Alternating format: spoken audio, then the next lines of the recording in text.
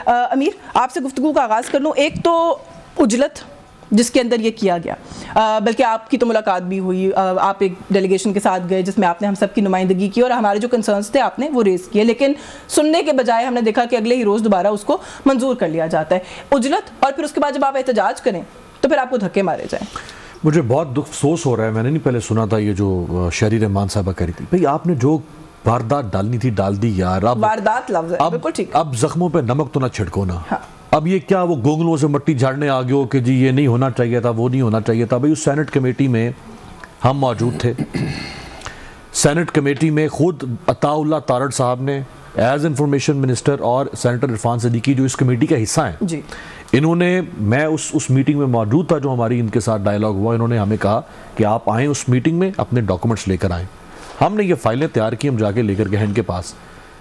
انہوں نے 30 منٹ نہیں لگائے یشفین, 30 منٹ میں. اور وہاں 2 سینیٹرز تھے ان کے, سینیٹر شہادت عوان صاحب اور پلوش خان صاحب, بالکل دونوں کچھ نہیں کر سکے. اور جب ہم باہر نکلے تو میں نے شہادت عوان صاحب سے کہا کہ کم از کم ہم آپ سے پیپلز پارٹی سے ایکسپیکٹ نہیں کرتے.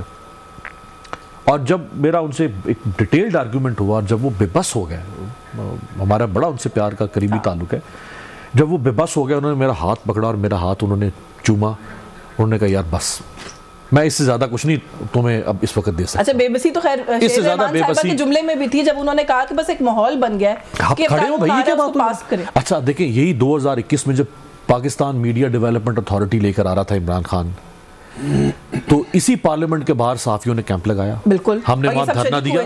یہ بلاول صاحب وہاں آئے, تقریریں کی انہوں نے. شہباز شریف صاحب اپوزیشن لیڈر تھے, آئے, انہوں نے تقریریں کی. اور ان سے بڑا کوئی اس وقت صحافت کا چیمپئن ہی نہیں لگتا تھا. ہم سے بڑے صحافی تو یہ ہیں, ایسا ہی ہے, ہم اتنے نہیں ہیں. ان کو کم از کم اتنا تو شرم آنی چاہیے تھی کہ آج ان دونوں کی حکومت ہے, اور یہ کوئی 20 سال پرانا قصہ نہیں ہے, 4 سال پہلے آپ کر رہے تھے. تو آپ یہ تو بتائیں کہ پھر پی ایم ڈی اے, اگر آپ کا قانون ٹھیک ہے تو پھر پی ایم ڈی اے بھی ٹھیک تھا. اچھا, اگر آپ تفصیلات کو ویسے اگر وہ کریں کمپیئر کریں, اس سے بہت بہتر ہے. اس سے بہت, حالانکہ وہ بھی کالا قانون تھا, لیکن اس سے بہت بہتر ہے. انہوں نے اس میں کرمنلائز کر دیا ہے. اچھا, ایک میں آپ کی توسط سے یہ کہنا چاہوں گا کہ یہ پچھلے 4 دن سے جو بحث چل رہی ہے میڈیا کے اوپر, خدا را اس کو میڈیا ورسز پیکا مت بنائیں. یہ پاکستانی عوام ورسز پیکا ہے. ایسا ہی ہے.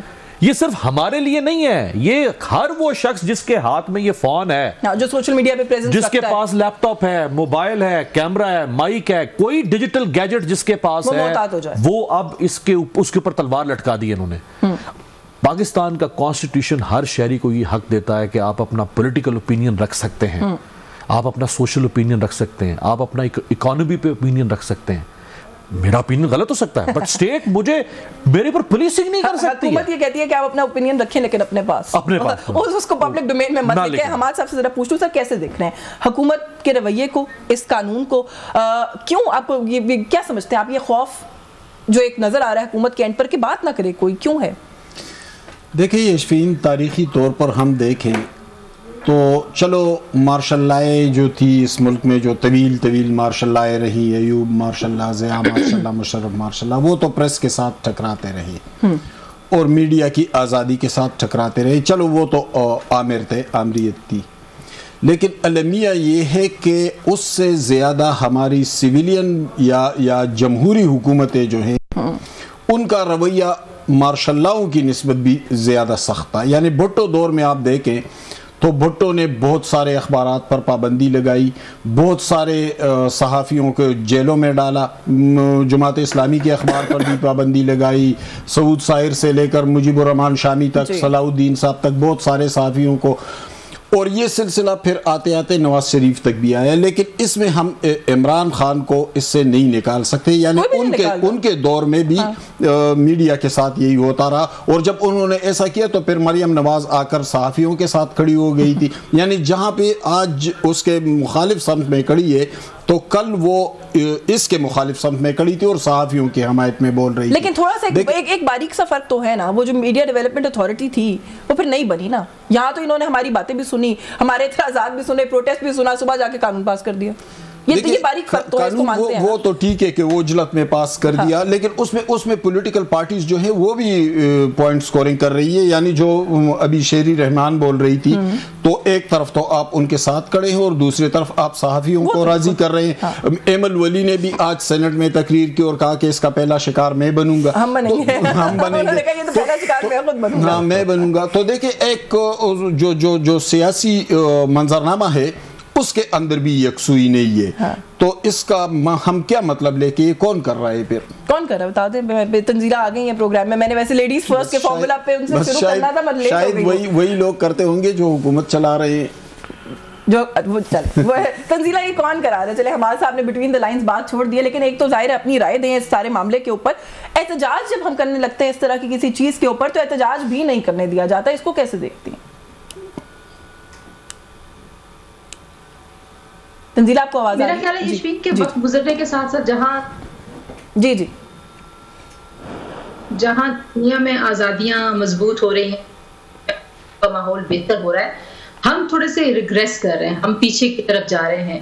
اور اس میں دو طرفہ قصوروار ہے، مطلب معاشرہ بھی قصوروار ہے اور ریاست بھی قصوروار ہے. تو میں تھوڑا سا اس کو انٹلیکچولی بھی دیکھنا چاہتی ہوں کہ آخر ہم نے ایسا کیا غلط کیا ہے. جہاں تک صحافتی اقدار کا تعلق ہے کہ ہماری صحافتی برادری کے اندر ایسے کچھ عناصر آئے، صحافت کی جتنے بھی اقدار جو قیود تھیں وہ تمام پار کر دیں. اور اس وقت کیونکہ وہ ریاست کو سوٹ کر رہے تھے تو ان کی بڑی، ہم اس وقت بھی اچھے نہیں لگتے تھے، ہم آج بھی اچھے نہیں لگتے. تو ایک تو یہ بڑا مسئلہ کہ آپ نے ایسے ایلیمنٹس کو صحافیوں کا لبادہ اوڑھنے دیا، ان کو قبولیت کہ اب وہ پتہ کہ وہاں پہ مسائل پیدا ہوئے ہیں. دوسری جانب دیکھیں، ساری دنیا میں آپ کہہ رہے ہیں کہ ہم نے ڈیجیٹل پاکستان، ہم نے ڈیجیٹائزیشن کرنی ہے، ہم نے ڈیجیٹل اکانومی اپنی کھڑی کرنی ہے. تو ڈیجیٹل اکانومی کیسے آپ کھڑی کریں گے؟ یعنی کہ آپ ڈیجیٹلی امپاور کریں گے اپنے لوگ. تو جب آپ اپنے لوگوں کو امپاور کریں گے تو آپ یہ نہیں کہہ سکتے کہ آپ اپنی رائے نہ دیں. اس رائے دینے میں جو مسائل ہیں انٹلیکچولی تو حل کرنے کی ضرورت ہے اس معاشرے کو. دیکھیں، اس معاشرے میں ہم نے بدتمیزی کو گلوریفائی کیا. یہ تو اچھی پڑھ لکھی گفتگو میرے آپ جیسے امیر جیسے حماد بھائی جیسے ان لوگوں کو کوئی نہیں سنتا. یہ لوگ سٹارز نہیں ہیں، اس معاشرے کے سٹارز ہوئے ہیں جو بولتے ہیں، جو بدتہذیبی کرتے ہیں.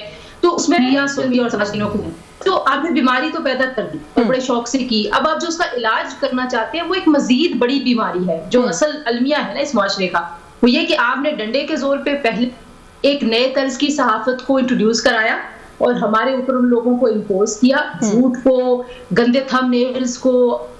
آپ نے کہا کہ ان کی وجہ سے ہم نے حکومتیں گرانی ہیں، ان کی وجہ سے ہم نے لوگوں کو ڈیفیم کرنا ہے. اور اب آپ ڈنڈے کے زور پہ اس سارے پروسیس میں سے ایک اور بیماری ڈالنا چاہتے ہیں. تو مجھے لگتا ہے کہ تھوڑا سا مسئلہ زیادہ بڑا تو یہاں پر جہاں تک احتجاج نہ کرنے دینا ہے. پھر ظاہری بات ہے جن لوگوں کو باتیں نہیں پسند ان کو یہ بھی پسند نہیں آئے گا کہ ان باتیں نہ کرنے کی جو خلش ہے اس کا بھی ہم کہیں اظہار کریں.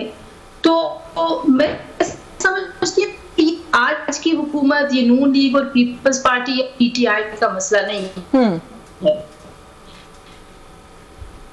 یہ میرا خیال ہے آڈیو کا بھی ایشو آ رہا ہے. تنزیلہ میں آپ کی جانب آتی ہوں دوبارہ. آپ ڈیجیٹل اکانومی کی بات کر رہے ہیں، ہم بنا لیں گے امیر ڈیجیٹل اکانومی. ایک کال تو ہماری جو ہے وہ تھرو نہیں ہوتی. امیجن کریں ایلان مسک کہہ رہا ہے میں مارس پہ سٹار لنک لے کے جا رہا ہوں مارس اور ہم پاکستان میں تنزیلہ کی آواز نہیں سن سکتے. 5 کلومیٹر کے فاصلے پہ بیٹھی ہیں تنزیلہ، وہ کنیکٹ نہیں وہ مجھ سے کنیکٹ نہیں ہو رہی ہے. ہم ڈیجیٹل اکانومی جب بنا فروری میں پی ٹی اے کے چیئرمین نے کہا تھا کہ ہم فائر وال لے کر آ رہے ہیں. ہاں تو پتہ نہیں فائر وال نہیں تو سڑکیں بن رہی ہیں ڈیجیٹل. وہ کیا بن رہی ہے جو سٹی بن رہی ہے سڑکیں بن رہی ہیں. ڈیجیٹل نیشن کا بھی تو ایک بل آیا نا، جی وہ ہم بنا رہے ہیں لیکن اس سے زیادہ کچھ نہیں ہوگا. چلے تھوڑا سا آگے چلتے ہیں. مجھے بتائیں امیر فیک نیوز کیا ہے؟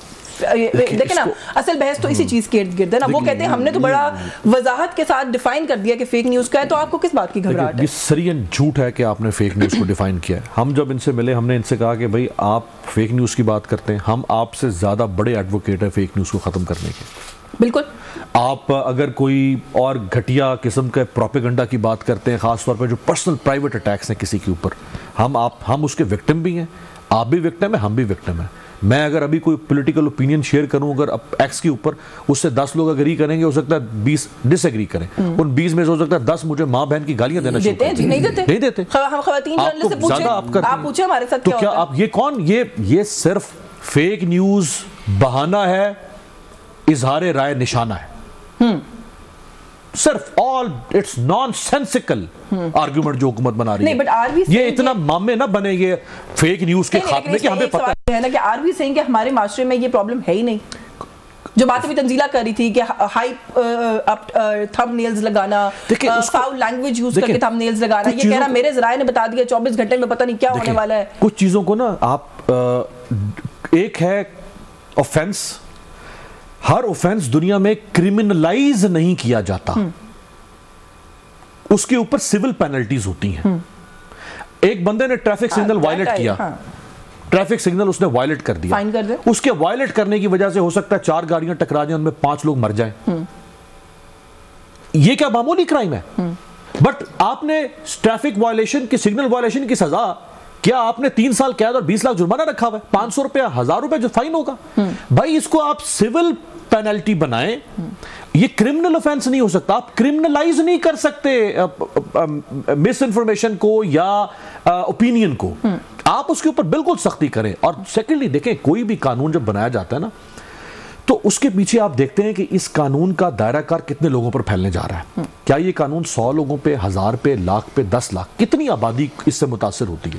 یہ قانون وہ ہے یشوین جو کروڑوں پاکستانیوں کو اپنی لپیٹ میں لے گا، کروڑوں پاکستان، کیونکہ جس کے ہاتھ میں یہ ڈیوائس ہے وہ افیکٹ ہوگا نا. مجھے ایک بریک لینی، بریک سے واپس آ کے یہ بھی ایک سوال ہے کہ یہ جو ہم کہتے ہیں نا کروڑوں پاکستانیوں، کیسے اس کا اطلاق کیسے کریں گے؟ کس کس کو جا کے پکڑیں گے؟ صرف اسی کو پکڑیں گے جو ان کے خلاف، جو ان کو پسند نہیں آئے، جو ان کے حق میں فیک نیوز پھیلائے گا نا. ہر دور میں ایسا ہوتا ہے، ہر دور میں جو ان کے حق میں فیک نیوز پھیلائے گا وہ ٹھیک ہے، وہ ٹھیک ہے، دوسرا ٹھیک نہیں ہے. مجھے ایک بریک لینی ہے، بریک سے واپس آ کے مزید اس ایشو پہ بات کرتے ہیں. ہمارے ساتھ رہیے.